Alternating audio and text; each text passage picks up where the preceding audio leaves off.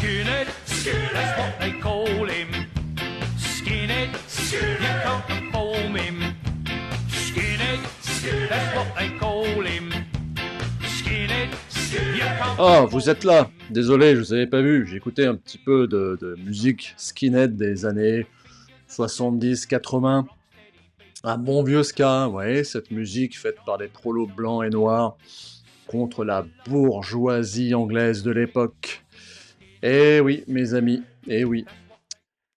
Aujourd'hui, nous allons parler du racisme. C'est quoi le racisme? Vaste question. Et comme dit mon épouse, on est tous plus ou moins racistes. Eh oui. J'ai eu l'idée de ce sujet, car il faut toujours rendre à César ce qui est à César et à Dieu ce qui était à Dieu, en écoutant notre ami Alain Soral sur son répondeur, j'ai plus le nom en tête de son émission, qui est intéressante, et il répond à des questions. Et à un moment donné, il a parlé de Romain Gary et du Chien blanc. Et là, je me suis dit, ouais, c'est vrai, ça c'est un livre intéressant. Et ce livre, alors d'abord, qui est Romain Gary? Bah, c'est un gaulliste, un Français d'origine russe, juif par sa maman et on va dire cosaque par son papa. Alors ce qui est, anachronique, hein, parce que les Cosaques, c'était les rois des pogroms. Bon, voilà, c'est un monsieur très intéressant qui est devenu, résistant, enfin il a suivi De Gaulle, un gaulliste de la première heure et qui est devenu aviateur, c'est-à-dire militaire pendant la guerre et après il est devenu, un écrivain assez connu, renommé, avec un style, je dois dire, assez bon, et j'ai donc relu, le livre Chien blanc et c'est un très bon support pour parler du racisme. Très, très bon support pour parler du racisme. Alors, qu'est-ce qu'on on va étudier ensemble ce livre, donc Chien blanc, hem et j'ai appelé ma vidéo «C'est quoi le racisme?» mais Chien blanc et Chien noir. Vous allez comprendre pourquoi. Dans, le mouvement, dans la musique que j'ai écoutée, tantôt, Judge Dredd, que je vous invite à écouter, c'est pas mal, hein, c'est ce qu'on appelle du ska. Et effectivement, le ska, une des symboles du ska, un des logos, enfin, sigles de cette musique, c'est, le, damier noir et blanc, qui représente les prolos blancs et les prolos noirs contre, contre la bourgeoisie, quoi, hein, contre le capitalisme, si vous préférez. Heu, L'Angleterre de ces années-là a été assez violente. Après, c'était les années Thatcher. Alors Thatcher, elle a cassé tous les syndicats, elle a cassé les syndicats, notamment des mines, qui étaient hyper puissants et sans doute devenus trop puissants. C'est une autre histoire. Bon, toi, on part de ce point de vue-là, de cette musique de skinhead. Et oui, les skinheads, ce n'est pas que les mecs avec une croix gammée tatouée sur le front, qui sont plus des hooligans d'ailleurs, hein. Les mouvements skinhead, c'est un mouvement politique, un mouvement de révolte sociale, avec de la musique. Et s'ils se rasaient la tête, les skins, c'était pour ne pas se faire attraper par la garde montée à cheval anglaise. C'est un mouvement qui s'est créé contre les hippies, et je ferai le lien après avec la femme de Romain Gary. Hem, les hippies qui, dans les années 70, étaient partis en couille, c'est-à-dire, peace and love dans le Larzac, à fumer des joints et à rien foutre quoi, en fait, d'accord? Pour faire la révolution, il faut des combattants. On la fait pas, juste en lisant des livres et en réfléchissant, il faut agir. Et le mouvement skinhead, ça a été un mouvement qui a agi et à un moment donné, ce mouvement, s'est divisé entre les internationalistes, c'est toujours la même histoire, hein, ceux qui veulent faire la révolution par le haut, c'est-à-dire faut faire une révolution mondiale, ce qui est vraiment, une utopie, ça ne fonctionne pas, donc c'est les on va dire trotskistes pour faire simple, et les nationalistes, ceux qui disent: «Non, il faut faire la révolution par le bas», c'est-à-dire d'abord on nettoie par le bas et après on monte vers le haut. D'une certaine manière, si nous étions tous des nationalistes, sans haine, hein, bien sûr, et qu'on faisait le ménage chez nous et que tout le monde faisait le ménage chez soi, eh bien le monde serait bien meilleur. C'est toujours la même idée entre les gens, on va dire, de gauche, internationalistes, mondialistes, qui eux vont préférer aller aider une cause lointaine plutôt que d'aider le SDF en bas de chez eux. C'est toujours la même histoire. Et c'est ce qu'on va voir d'ailleurs dans ce livre, avec ce livre qui est vraiment un très bon support pour parler du racisme. D'abord parce que, Romain Gary, est d'origine, russe, immigré, à moitié juif, moitié cosaque, heu, gaulliste français, donc quand même nationaliste français, on peut le dire quelque part, même si, il a, si vous voulez, imprégné dans le milieu de gauche de l'époque. Mais ce qu'il faut se rappeler, c'est que les États-Unis, dans les années, 60-70, c'était encore un pays de ségrégation raciale assez fort. Alors, ce livre, ce très bon livre, va, parler donc de contexte historique, bien évidemment. Le roman, se déroule dans la fin des années 60, dans une période marquée par la lutte des droits civiques des Noirs américains et avec l'assassinat de Martin Luther King. Alors, les personnages sont, bah, Romain Gary lui-même, sa femme, Jan ou Seberg, je sais pas trop comment on prononce son prénom, d'origine suédoise, qui ressemble beaucoup à ma mère, donc je vous dirai après, je vous ferai un lien. Actrice américaine, assez riche, célèbre, et chien blanc. Le chien blanc, c'est lui que vous voyez sur la pochette du livre, c'est un chien blanc, c'était des chiens qui étaient dressés pour attaquer les noirs, hein. Alors le thème principal des Maisons, c'est le racisme, symbolisé par ce chien qui est un chien gentil, mais qui n'aime pas les noirs. L'hypocrisie sociale, et ça on va en reparler parce que Romain Gary, il est quand même critique vis-à-vis de ces blanches qui veulent aider à tout prix les noirs. Alors il parle pas de son épouse ici, mais des femmes qui veulent à tout prix aider la cause noire, et cetera, et qui deviennent à la fin des putes à noirs, quoi. Mais c'est même eux qui le disent, c'est-à-dire qu'en fait, elles vont finir par coucher avec tout le monde et elles seront totalement méprisées par les noirs, par la communauté noire, et notamment par les femmes noires, bien sûr. Donc il y a ce double racisme toujours, inhérent, rien n'est simple.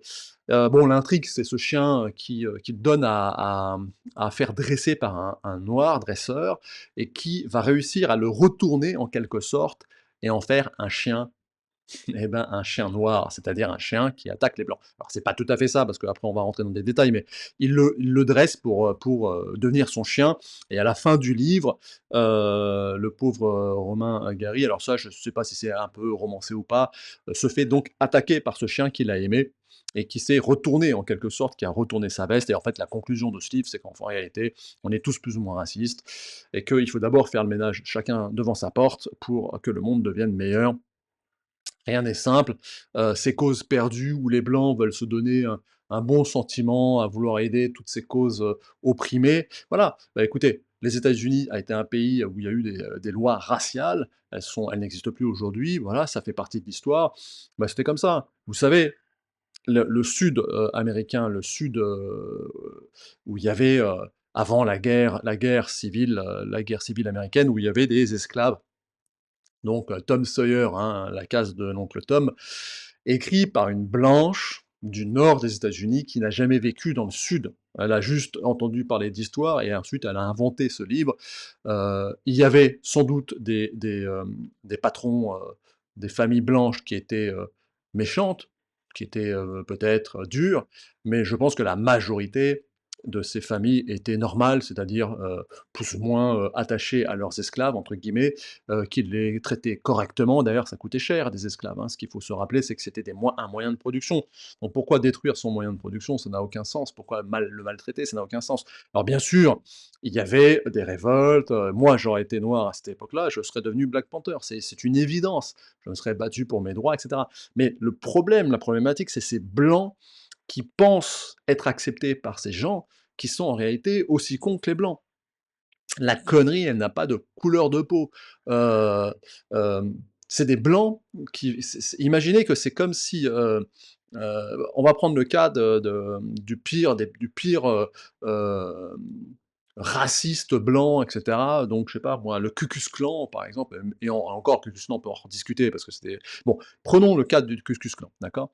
C'est comme si des noirs voulait aider le Ku Klux Klan pour X raisons, parce que le monde s'est transformé, les blancs sont devenus minoritaires aux États-Unis et donc il y a des gars du Ku Klux Klan qui veulent une suprématie blanche et qui se font aider par des noirs. Parce que les noirs, tout d'un coup, auraient, un sentiment de dette vis-à-vis d'eux parce qu'ils ont été maltraités et cetera et cetera. Mais c'est le monde à l'envers, ça ne fonctionne pas comme ça. Donc c'est blanc et ça Romain Gary, il l'explique bien dans ce livre.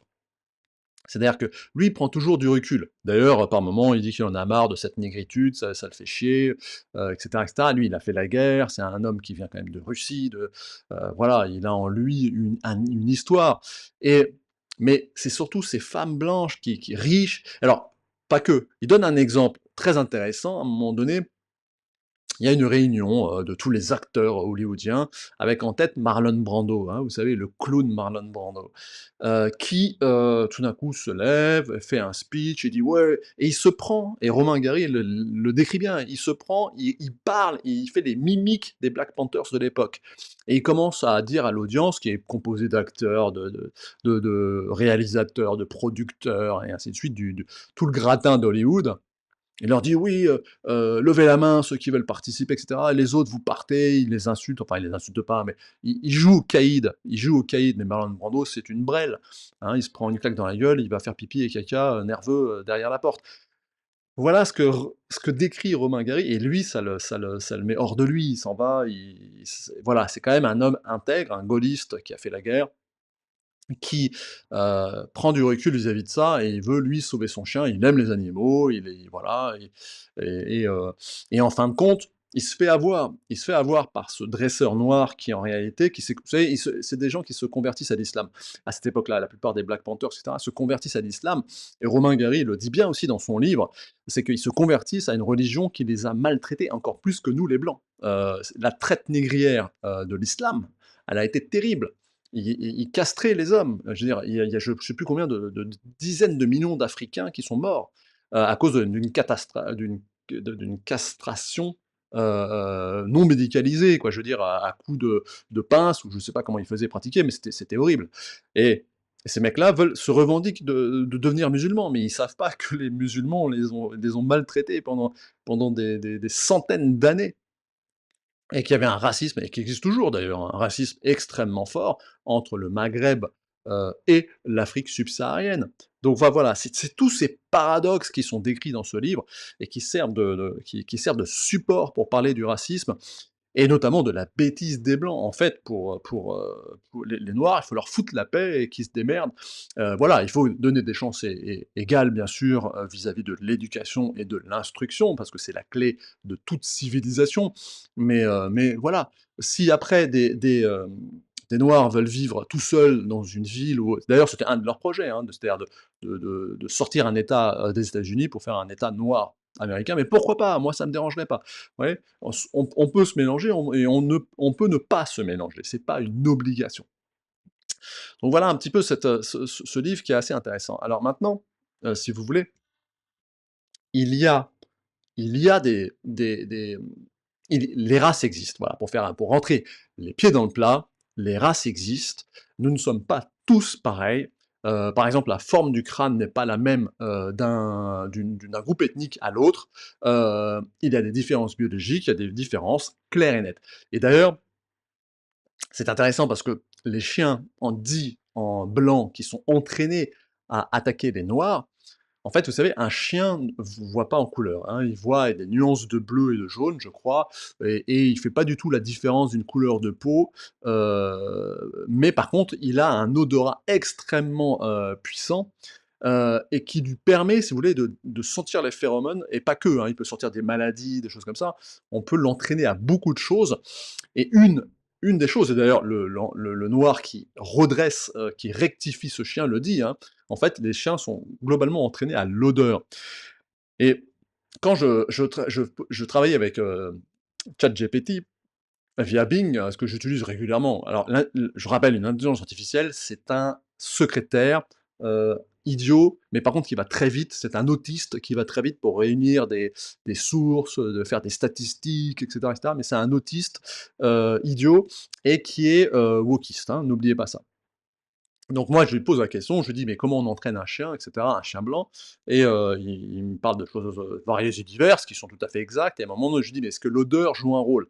Et ça, là, on touche du doigt quelque chose de raciste. Parce que si le chien fait vraiment la distinction via l'odeur, c'est en fait, il y a des races et des groupes et cetera et donc bon, au bout d'un moment, j'arrive quand même à le retourner, et à lui, à trouver des éléments scientifiques et pour ce faire, je suis parti sur effectivement les glandes, heu, apocrines. Vous savez que les glandes apocrines, c'est ce qui crée la sueur et ces glandes-là en particulier, elles créent une phéromone, qui crée l'odeur. Et suivant les groupes ethniques, ces glandes varient. Alors, le groupe ethnique qui en a le moins, c'est les populations asiatiques de l'Est, on va dire Est-Nord, hein, Japon, Corée, Chine, pour faire simple. Et ils ont un pourcentage de glandes apocrites très faible, d'environ de 10 à 20%, d'accord? Donc en fait, ces gens, ces populations-là, n'ont pas une odeur forte de transpiration, ok? Ensuite, en deuxième groupe, vient les blancs, quoi, dans le sens large, hein, qui ont, c'est plus ou moins entre 60 et 70, vous voyez? Donc déjà, nous, on pue par rapport aux Asiatiques du Nord, hein, je ne parle pas des Asiatiques du Sud, hein. Et ensuite, les Noirs, les populations noires, donc on va dire africaines au sens large, c'est entre 80 et 90. Donc eux sentent encore plus fort. Et croyez-moi, les chiens, ils sont extrêmement sensibles à ces odeurs. Voilà. Donc, ils sont entraînés sur l'odeur, bien évidemment. Et donc, vous voyez, il y a des races, il y a des différences biologiques, mais c'est pas pour ça qu'on va les classer. C'est pas pour ça qu'on va dire qu'un blanc ou un asiatique est supérieur à un noir ou ainsi de suite. Ça n'a bien évidemment aucun sens. Bon, vous allez peut-être entendre un peu de pluie parce que c'est la saison des moussons ici et il pleut.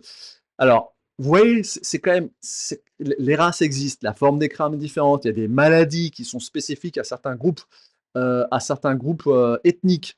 Et, et de vouloir à tout prix mentir et dire qu'il n'y a pas de différence raciale, qu'on est tous pareils, etc.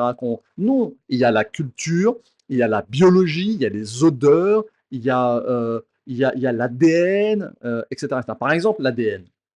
Alors ça, c'est pas, l'ADN, c'est quelque chose de très intéressant parce que c'est héréditaire, n'est-ce pas?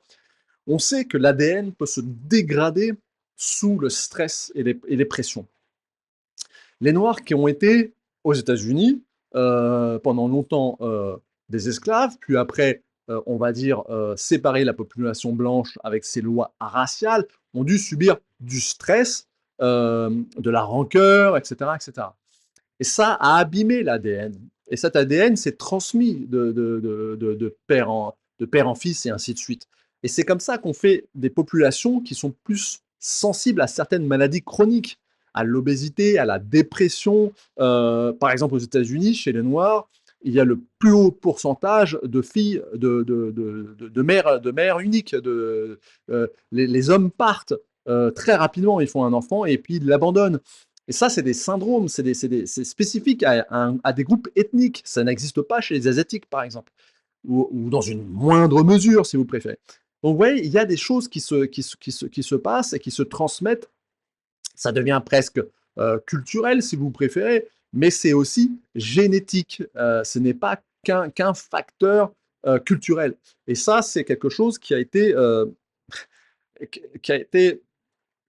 transmis par les écoles françaises, et dont on va parler après, hein, ces fameuses écoles françaises, hein, de la philosophie française, qui est partie de France dans les années 50, après la guerre, qui a fait un petit séjour aux États-Unis, qui revient ici avec le wokisme, ou plutôt le déconstructionnisme, que je dirais, parce que le wokisme, je dis souvent, si j'étais noir dans les années 60-70, je serais devenu Black Panther, sans aucun problème. Je me serais battu pour mes droits et j'aurais appelé à l'éveil de ma population. Ouais. Et ça, c'est aussi une des conclusions de ce très bon livre, c'est qu'en réalité, eh bien, Romain Gary est très déçu parce qu'en fait, il voudrait que les Noirs s'émancipent et aident les Blancs, en réalité, que les Noirs aident les Blancs à créer une société meilleure, un peu comme celle du SCA derrière nous.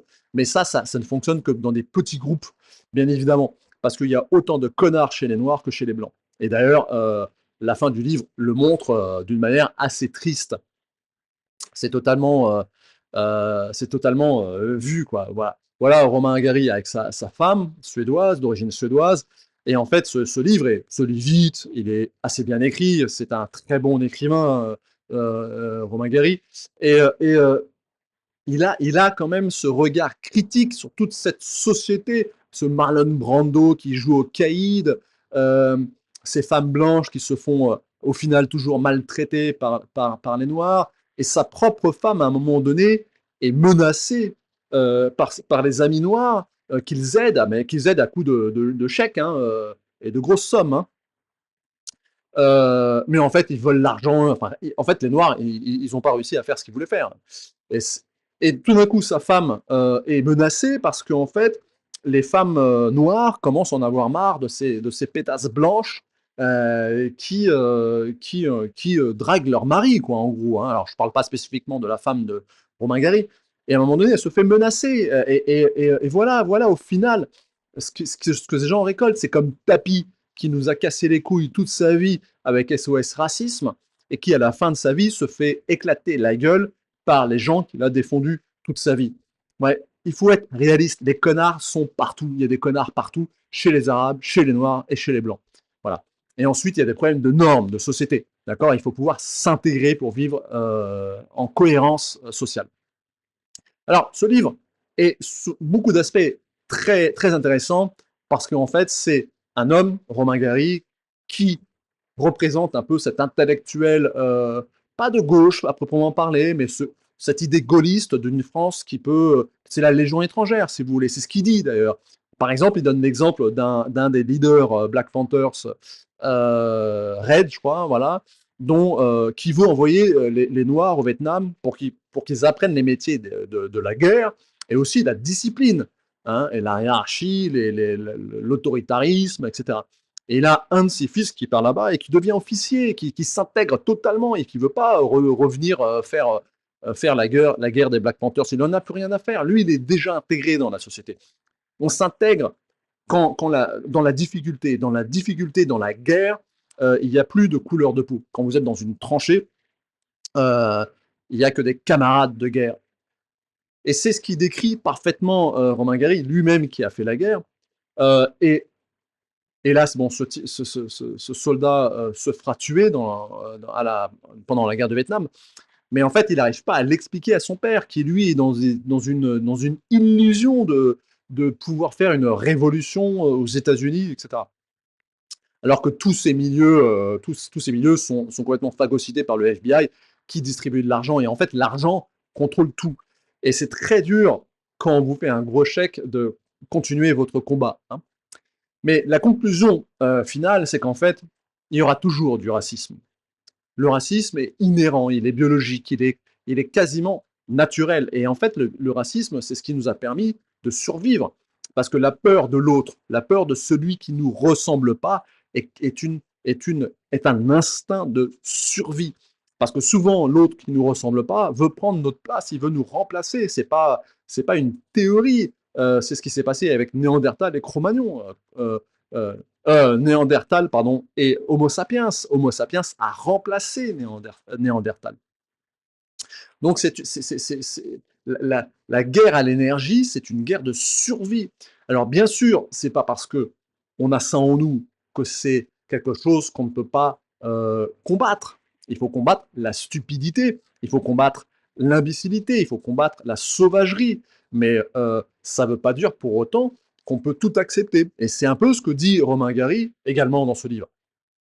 Par exemple, il critique fortement toute cette hypocrisie des Blancs riches, hein, de Bernard Tapie à Marlon Brando, qui font des gros chèques, des gros discours, etc., mais qui, à la fin, quand il y a les émeutes aux États-Unis, à cette époque-là, à Hollywood, il y a des émeutes raciales très importantes, et il est souvent appelé, et on dit « Oh, ton chien, je veux bien le prendre chez moi. » Ben oui, parce qu'il est dressé contre les Noirs.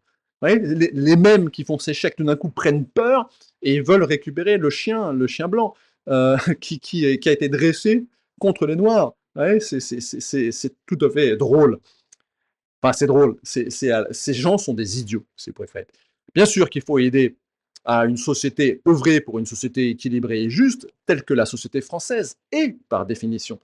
La société gaulliste, la société française, la troisième voie qu'elle a été et qu'elle doit redevenir, est une société qui prône l'intégration. Et la Légion étrangère, à ce niveau-là, est un très bon exemple. Il y a, je ne sais pas, 200 nationalités, mais tous deviennent français par le sang versé.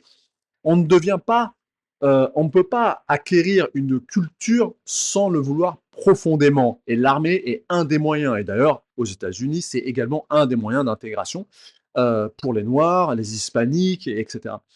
Mais c'est sous une contrainte forte. Il faut subir une initiation pour intégrer dans une culture. Ce qu'a fait Romain Gary, par exemple. Ce que moi j'ai fait dans une moindre mesure. Moi, j'ai pas une goutte de sang français. Mais j'ai fait mon service militaire chez les paras volontaires. J'ai servi. Et s'il aurait fallu faire la guerre, je serais parti faire la guerre. Et c'est ce qu'il faut pour s'intégrer dans une culture. Alors pour moi, c'est peut-être un peu plus facile car je suis européen, donc de culture chrétienne, de culture indo-européenne. Mais tout de même, c'est un choix. J'étais volontaire et je me suis inscrit dans cette démarche de volonté d'intégration. À mes 18 ans, j'ai dû montrer que j'ai fait, enfin, oui, 19-20 ans, j'ai dû montrer que j'ai fait mon service militaire, donner les papiers, et j'ai obtenu une nationalité française que j'avais euh, plus ou moins reçue de manière aussi, mais via mes parents, à l'adolescence. Donc ça a été une démarche, j'ai dû le faire cette démarche-là. Et dire que je veux devenir français et rester français après mes 18 ans. Car quand c'était enfant, c'était plus ou moins automatique parce que je suis né sur le territoire français. Voilà, et tout ça pour dire qu'en fait, le racisme de l'autre existe et existera toujours. C'est la conclusion de ce livre. Mais par contre, il faut l'aider, il faut donner des moyens d'intégration à ceux qui veulent s'intégrer. Et on a aussi le droit de les sélectionner. On n'a pas besoin de prendre toute la racaille du monde. Hein. Les idiots, je le répète, c'est partout. Pourquoi vouloir accueillir des idiots chez nous pour faire baisser le niveau dans lequel nous vivons? C'est totalement stupide. Et d'ailleurs, Romain Gary rentre en France à un moment donné parce que c'est mai 68. D'ailleurs, il prend ça d'une manière un petit peu détachée, mais lui, ce qui l'intéresse, c'est le changement, la révolution, etc. Mais après, il comprend très bien que c'est une fausse révolution. Aussi, tout ça est fomenté par des pouvoirs d'argent. C'est toujours l'argent et la domination qui, au final, restent. Les Black Panthers, quand ils font leur révolte, en fait, ce qu'ils veulent, c'est tout simplement partager le gâteau. Et à un moment donné, c'est très bien décrit, il rencontre des Noirs américains à Paris, qui vont chez lui parce que c'est le foucard de la rive gauche, comme il dit, pour les aider, etc. Et à un moment donné, dans la discussion, un de ces gars qui se prend pour un Crips, enfin qui est un Crips, c'est-à-dire qui fait partie déjà d'un gang armé américain, lui dit il faut qu'on prenne le pouvoir par la mafia. Il faut que les Italiens nous partagent la mafia. Quand on contrôlera la mafia, c'est-à-dire le haut de la mafia, on sera totalement intégré. Vous comprenez jusqu'où ça va? C'est-à-dire qu'en fait, l'intégration se fait par l'argent, par le pouvoir. Et c'est ce qui se passe, hein. C'est-à-dire, en fait, les Noirs qui réussissent à cette époque-là, aujourd'hui ça a sans doute un peu changé, mais les Noirs qui réussissent dans les années 70 sont décrits par les Black Panthers ou les Creeks ou ceux qui sont, entre guillemets, d'un niveau monétaire inférieur, on va dire, social, pardon, sont décrits comme des Noirs à blancs. En fait, c'est des Noirs qui deviennent blancs.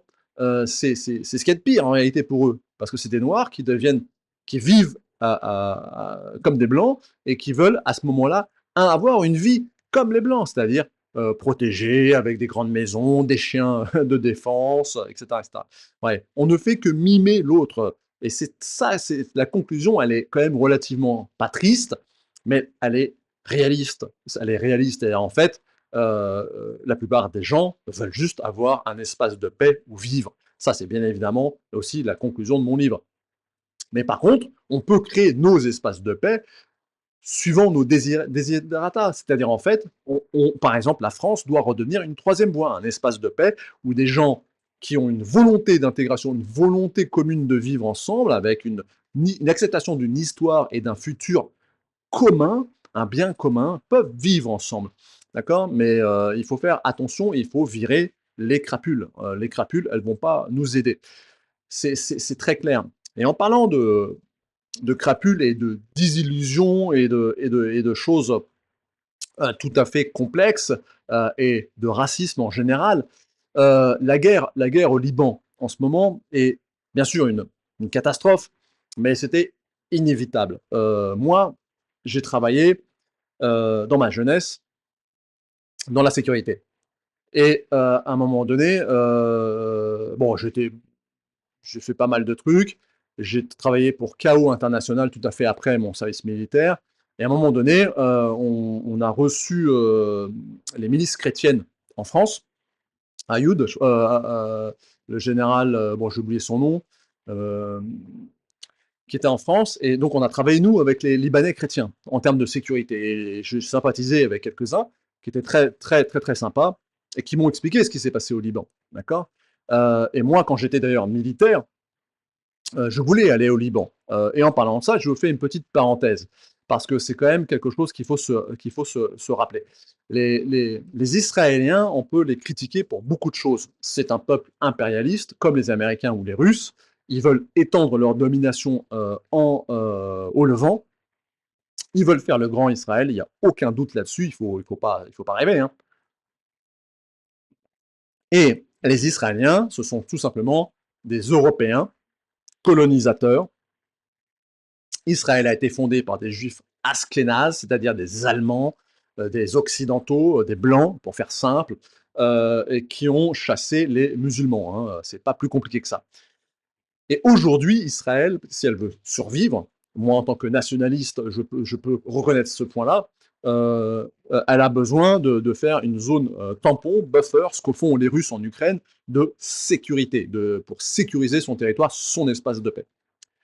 Et donc, ils ont tué, avant l'invasion terrestre qui a eu lieu, ils ont tué un des grands chefs du Hezbollah, que vous voyez ici, qui s'appelle Ibrahim Akil, le monsieur qui est à gauche de l'ayatollah, celui avec sa casquette.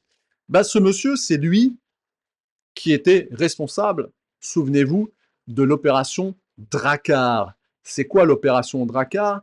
C'est 58 morts parachutistes du premier RCP, moi j'étais au 3e RCP, hein, du 1er et 9e RCP, donc j'aurais pu être là-bas. C'était à peu près dans la même période, à quelques mois près. 58 morts, 15 ou 30 blessés, que le Hezbollah a fait.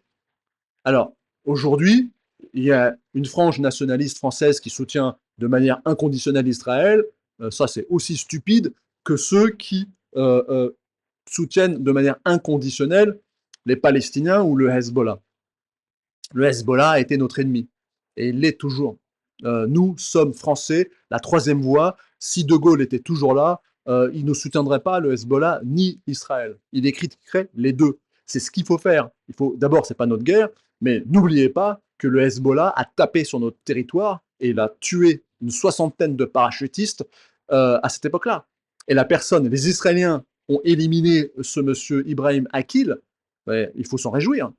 C'est lui aussi qui a tué 250 Marines à cette même époque, à un jour, le même jour ou le jour d'avant, je ne sais plus, avec des camions suicides. Donc c'est pas nos amis, le Hezbollah. C'est pas nos amis. Je veux dire, et Israël aussi, ils sont pas forcément nos amis. Comme disait De Gaulle, on n'a que des ennemis avec qui il faut gérer. Le racisme politique, il existe. Les intérêts des Israéliens, c'est pas les intérêts de la France.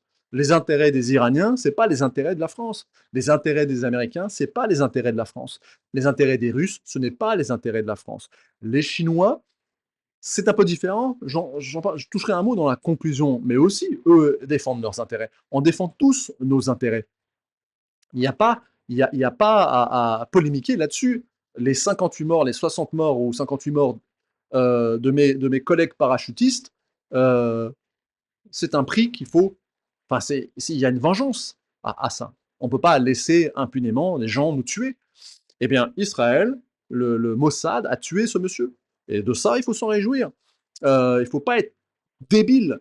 Il ne faut pas être blanc et noir, euh, même si j'aime bien le ska, vous comprenez bien que tous ces gens ne sont pas nos amis.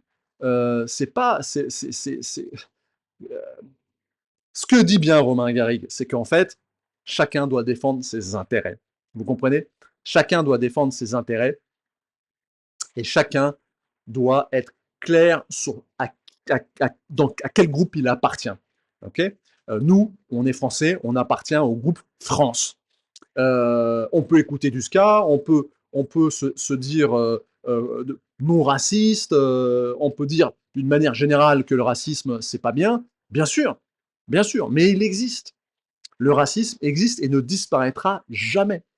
C'est pas pour ça qu'il faut être stupide, d'accord? Il faut distinguer, il y a des niveaux d'intelligence. La biologie existe, les odeurs existent, le taux de testostérone existe. Vous savez que pareil que pour les phéromones de la transpiration, les plus hauts taux de testostérone par ethnie, ce sont les noirs. Ensuite, les blancs hispaniques et les asiatiques du Nord, hein, j'entends toujours pareil. Et vous savez que des femmes noires ont parfois un taux de testostérone plus élevé que des hommes asiatiques. Tout à l'heure, je disais qu'aux États-Unis, et ça on le sait grâce aux statistiques américaines, il y a énormément, dans le groupe ethnique noir américain, afro-américain, il y a énormément de femmes seules, de mères seules. Mais parce que les femmes noires américaines ont un taux de testostérone, je vous dis, des fois plus élevé qu'un homme asiatique du Nord. Hein. Les hommes noirs, il y a une sélection, ils sont plus attirés par une blanche ou une asiatique parce qu'ils vont trouver dans cela une femme plus calme. Souvent, les femmes noires américaines sont hyper violentes. Voilà, bon, je ferme cette petite parenthèse pour revenir sur le sujet principal. Et comme je disais tout à l'heure, il n'y a pas une solution miracle. Le racisme, de manière, on va dire, quasi biologique, d'autodéfense, de système immunitaire, existe. Moi qui vis à l'étranger, je peux vous dire que par moment, il y a des Cambodgiens qui aiment pas trop me voir. On sent que par moment, il y en a qui disent mais pourquoi il est là? Qu'est-ce qu'il veut? Il peut pas rentrer chez lui. Ce qui est normal. Et je ne critiquerai pas ce racisme-là. C'est un racisme de tous les jours. C'est un racisme qui existe. Ils ont droit de dire il y a trop de blancs chez moi. Ils ont tout à fait le droit. Moi, je suis un étranger.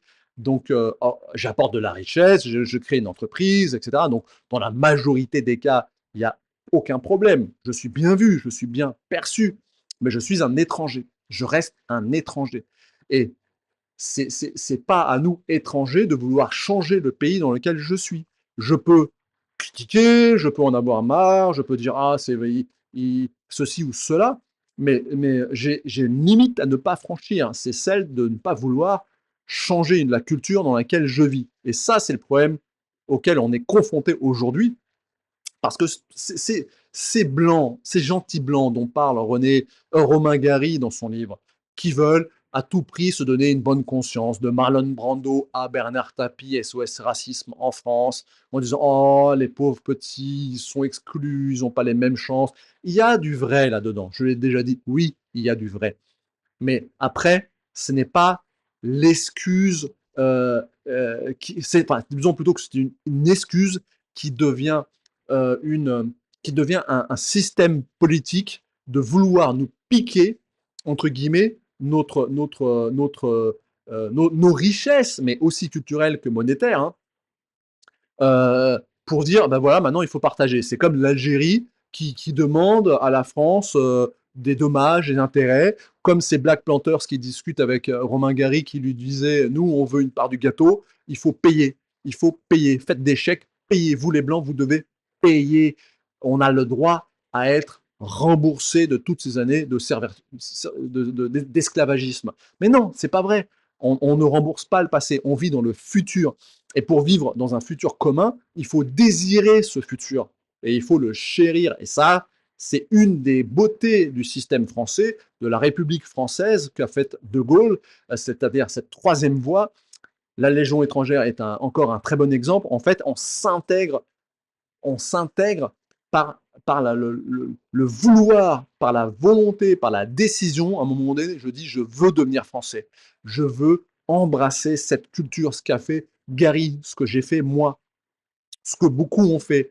Et là, il n'y a pas de problème, que vous soyez arabe, noir, jaune, blanc. Si vous voulez vous intégrer, eh bien, vous serez intégré, mais ça demande un effort. Oubliez le passé, oubliez cette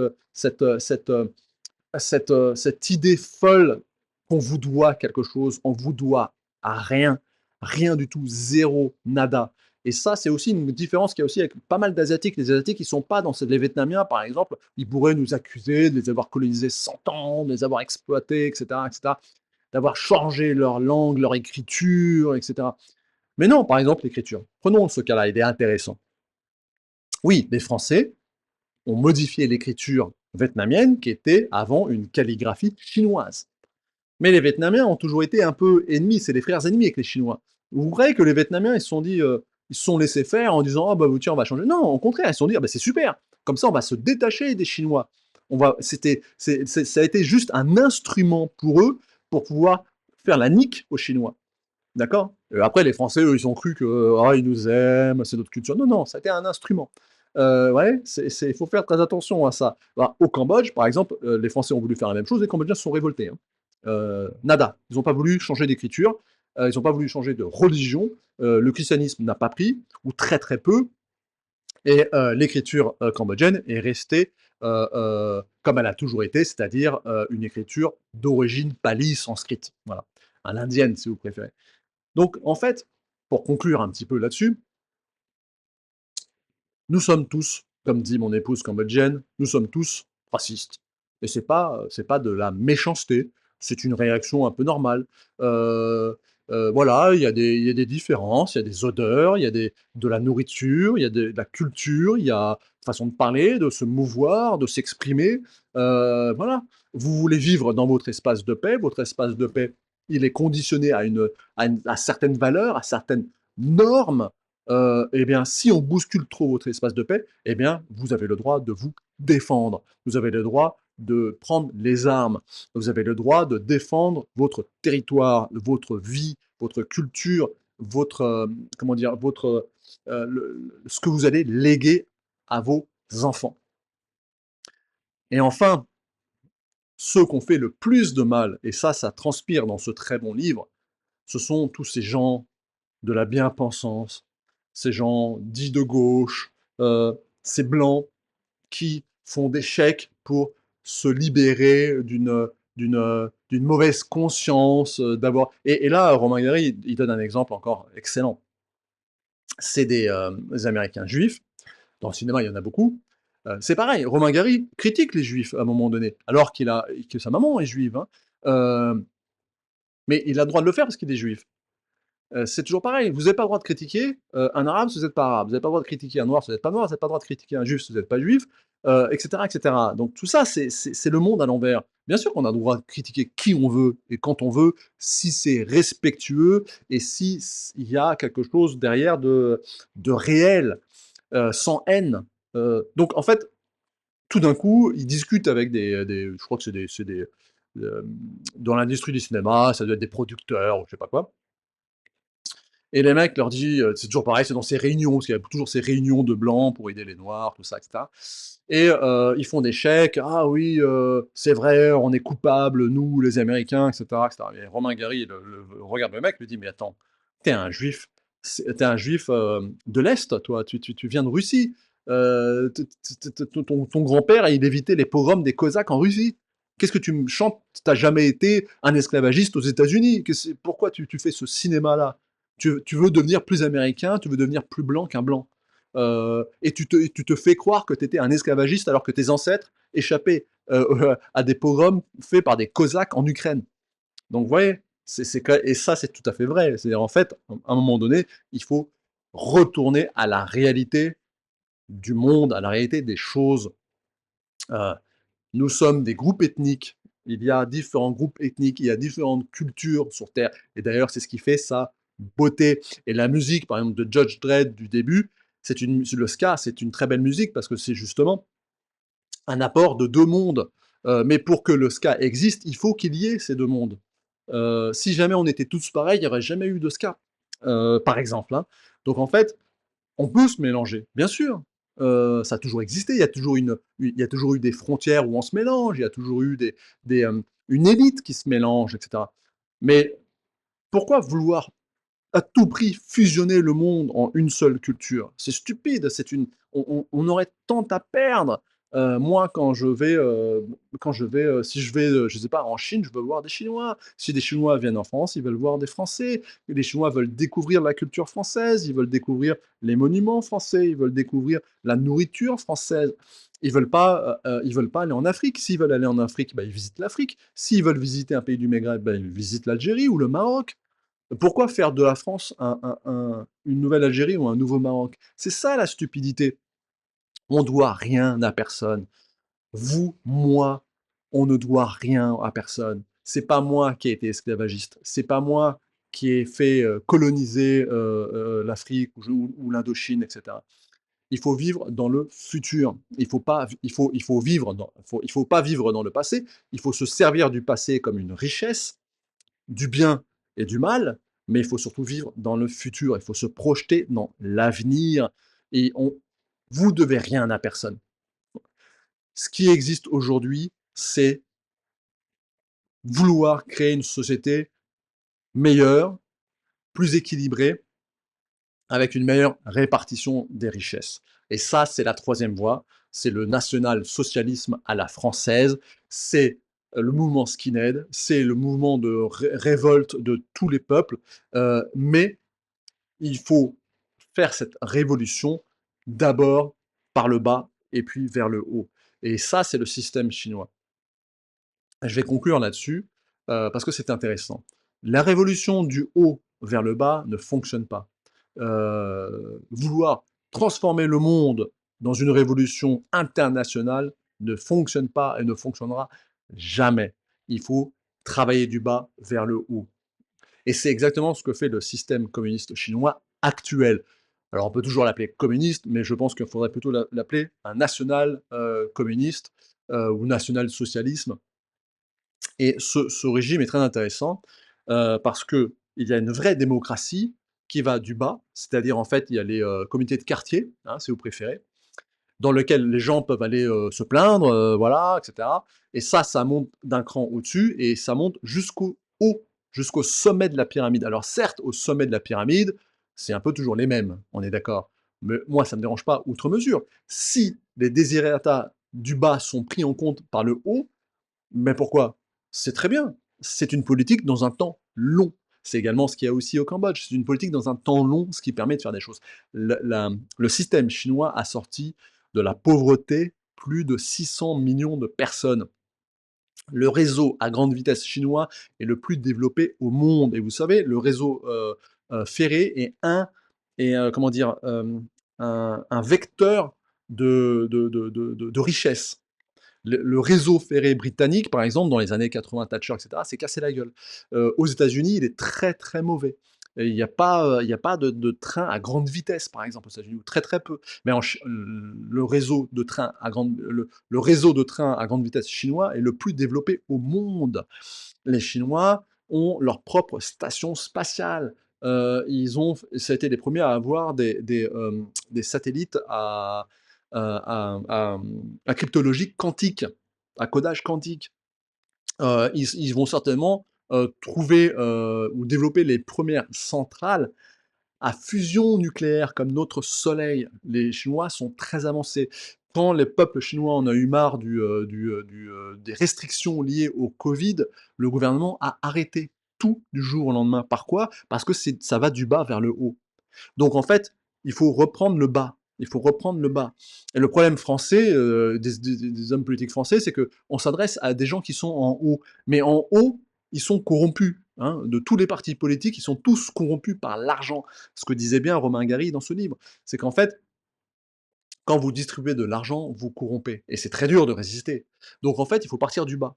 Il faut partir du bas, prendre des échelons du bas, remonter, remonter, remonter, remonter, jusqu'à prendre le pouvoir en haut. Mais c'est du bas qu'il faut partir, les amis. C'est du bas qu'il faut partir. Voilà pour cette petite vidéo un peu rapide sur ce thème de ce que c'est que le racisme. Retenez ça, c'est qu'en fait, bon, on est tous plus ou moins racistes. Les noirs sont autant racistes que les blancs, croyez-moi. Lisez le livre, vous le comprendrez. La conclusion du livre, elle est parlante à ce niveau-là. On est tous plus ou moins racistes. Il faut pas devenir idiot. Il faut pas être con, voilà. En fait, il faudrait plutôt éliminer tous les cons. Si on éliminait tous les cons, bah, la société s'en porterait que mieux, ça c'est une certitude. Heu, mais il faut arrêter, de délirer. Il faut arrêter de se sentir coupable de quoi que ce soit. Vous êtes coupable de rien.